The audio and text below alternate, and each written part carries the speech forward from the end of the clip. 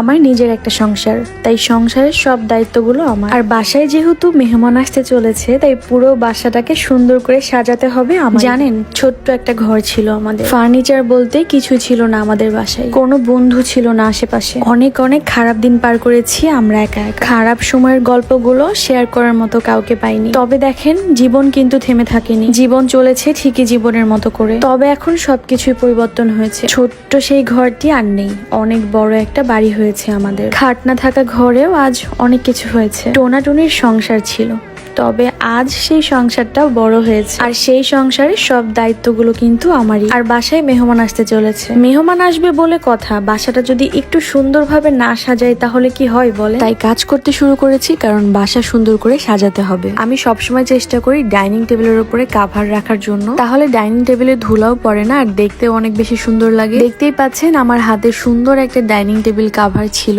এটা এখন আমি আমার পুরো ডাইনিং টেবিলে পারবো। আর এই ডাইনিং টেবিল কাভারটা কিন্তু অনেক বেশি সুন্দর। আর এই ডাইনিং টেবিল কাভার আমি অর্ডার করেছিলাম প্রজাপতি রং ফেসবুক পেজ থেকে। পেজ আমি আমার স্ক্রিনে দিয়ে দিচ্ছি, আর আপনাদের সুবিধার্থে আমি আমার ক্যাপশনে মেনশন করে দিব। যে ডাইনিং টেবিল কাভার আমি নিয়েছি এটা আমার খুব বেশি ভালো লেগেছে, তবে আপনারা আপনাদের নিজেদের পছন্দ মতো নিতে পারেন, কারণ তাদের পেজে ডাইনিং টেবিলের অনেক কালার এবং অনেক ডিজাইন আছে। ডাইনিং টেবিল কাভার দেওয়ার সাথে সাথে কিন্তু ডাইনিং টেবিলের লুকটাই চেঞ্জ হয়ে গেল, এটা দেখতেও অনেক বেশি সুন্দর লাগছিল। টেবিলের কাভার এবং চেয়ারের কাভার একসাথে সবকিছুই পেয়ে যাবো। আমি যে কাভারটা অর্ডার করেছিলাম এটা পার্ল দিয়ে ডিজাইন করা ছিল, দেখতে এত বেশি সুন্দর লাগছে, দেখেন মনে হচ্ছিল একদম অরিজিনাল পার্ল। তাই ডাইনিং টেবিলকে ধুলা থেকে বাঁচানোর জন্য আর নতুন একটা লুক দেওয়ার জন্য কিন্তু আপনারা অর্ডার করে ফেলেন প্রজাপতি রং থেকে এই কাভার গুলো। এবার চলেন আপনাদেরকে দেখাই আমার পুরো ডাইনিং টেবিলটা আসলে কেমন লাগছে। আমার কাছে তো অনেক ভালো লাগছে, আমি এরপরে আবারও অর্ডার করব তাদের পেজ থেকে। আর চাইলে কিন্তু আপনারা অর্ডার করতে পারেন এই সুন্দর সুন্দর ডাইনিং টেবিল কাভার। ডাইনিং টেবিলের কাজ তো হলো, কিন্তু এখনো আমার কাজ শেষ হয়নি, আমাকে এখন আরেকটা রুম পরিষ্কার করতে হবে। আর বাসায় যেহেতু মেহমান আসতে চলেছে, তাই আমি বাসাটা একদম নিখুঁত ভাবে পরিষ্কার করতে চাচ্ছি। সব সোফা রুম থেকে বের করে আমি একদম উল্টে পাল্টে সবকিছু পরিষ্কার করে নিয়েছিলাম। বাসা প্রতিদিন পরিষ্কার করার পরেও যে এত ধুলা কোত্থেকে আসে আমি একদমই বুঝতে পারি না। আর আজকে কিন্তু আমি এই রুমের পর্দাগুলোও চেঞ্জ করব।